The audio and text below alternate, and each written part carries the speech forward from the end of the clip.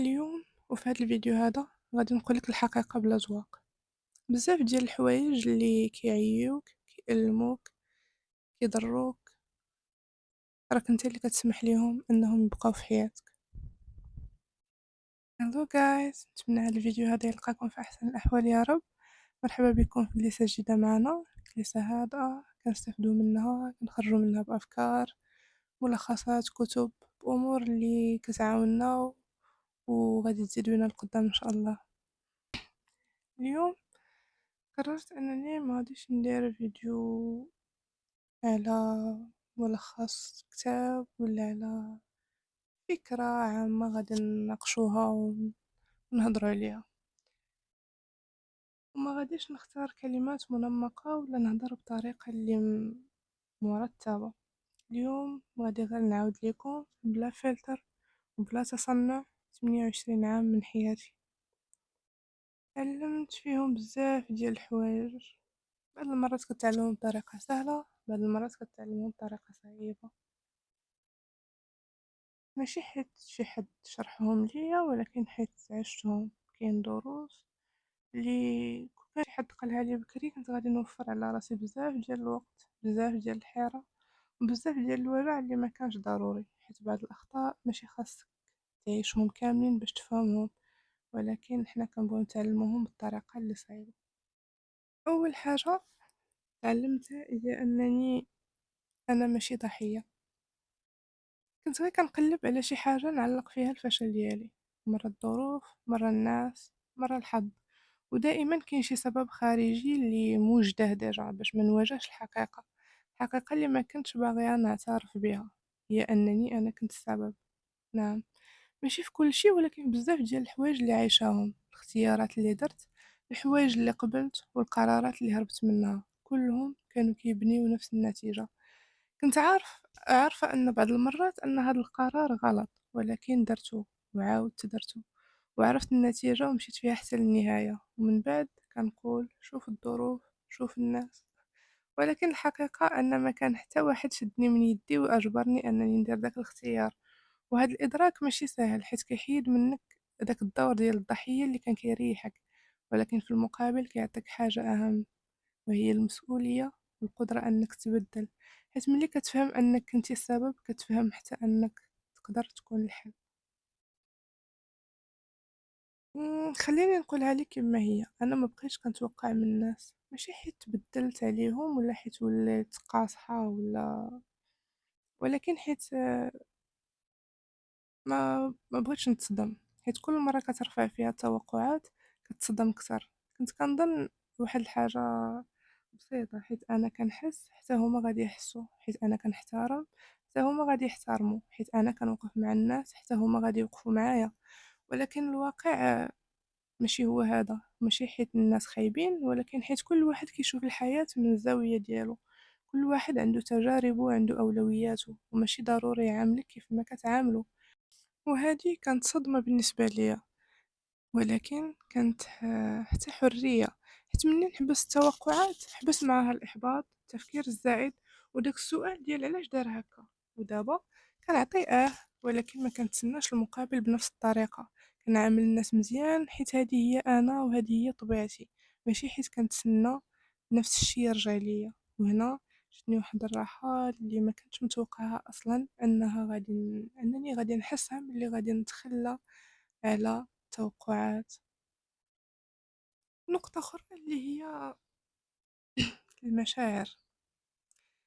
شحال هادي كنت كنعيش بالمشاعر ديالي بلا ما نحس، إلا تعصبت كنرد مباشرة بلا تفكير، إلا تقلقت كنغرق وكنخلي داك الإحساس يسيطر عليا كامل.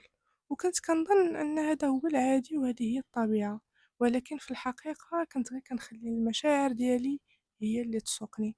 دابا كنحس ما تبدلتش في الإحساس ولكن تبدلت في التعامل معه.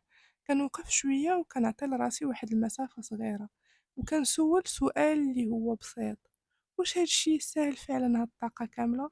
وفي بزاف ديال المرات الجواب كيكون لا، ماشي حيت الموقف ساهل ولكن حيت انا ما بغيتش نضيع طاقتي فيه. حيت فهمت واحد الحاجة مهمة: المشاعر كتجي وكدوز، ولكن إلا خليتها تتحكم في كل قرار غادي نخلق مشاكل أكثر من اللي كانت. ودابا كنحس ولكن ما كنخليش أي إحساس يقرر في بلاصتي. واحد الوقت كنت كنحارب باش نربح أي نقاش، أي كلمة كتقال كنحس خاصني نجاوب، خاصني نفسر، خاصني نبرهن، خاصني نبين أنني على حق. وكان كيبان ليا أن هذه قوة، ولكن مع الوقت فهمت العكس. ماشي كل نقاش عنده قيمة، كاين نقاشات مديورة غير باش تضيع لك طاقتك، كاين ناس ما باغيينش يفهموك، باغيين غير يجاوبوك، وديك الساعة حتى إلا ربحتي النقاش كتخسر راحتك.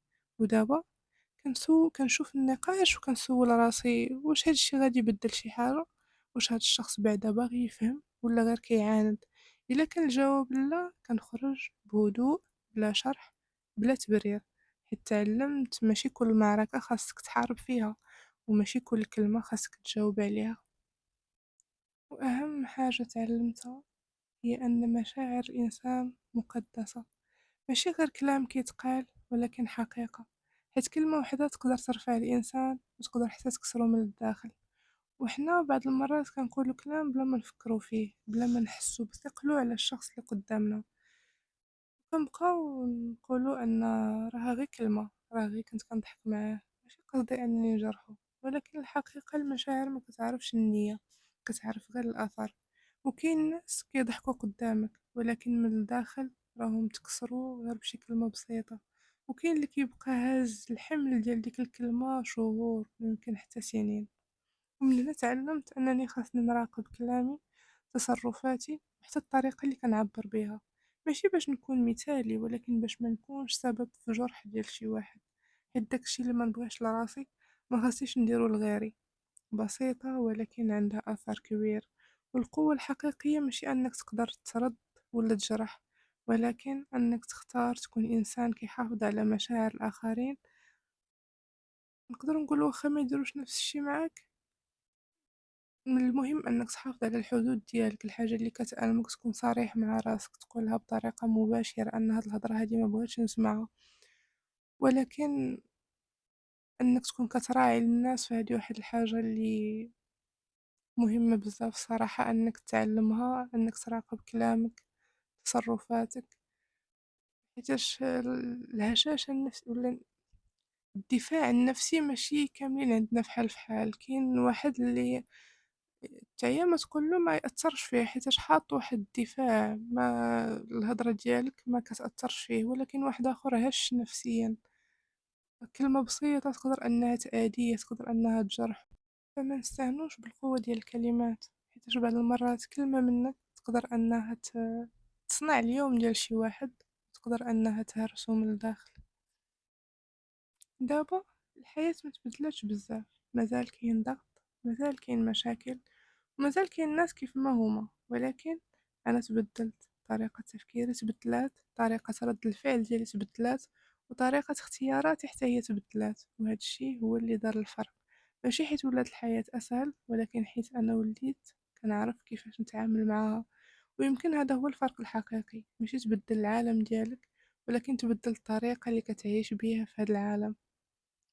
إلا كانت عندي نصيحة وحدة فهي خفف التوقعات وراقب راسك كتر، ماشي حيت الناس خاصهم يتبدلوا، ولكن حيت انت خاصك تفهم راسك كتر، تفهم علاش كتعصب، علاش كتعلق، وعلاش كتأثر بزاف ببعض الحوايج.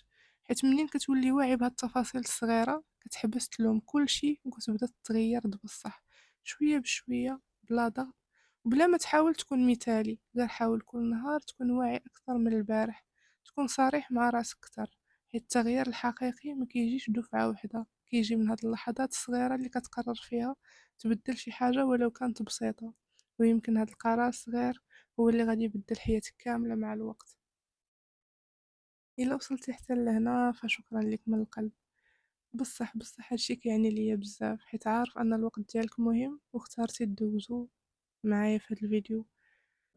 إلا عجبك الفيديو دير لايك واشترك في القناة باش ما تفوتكش الجلسات الجاية، وشارك الفيديو مع شي حد كتحس انه محتاج يسمع هاد الهضرة. وما تنساش خفض التوقعات، راقب راسك، وخلينا نكبروا مع بعضنا خطوة بخطوة. نشوفك في الجلسة الجاية ان شاء الله. في امان الله وحفظه.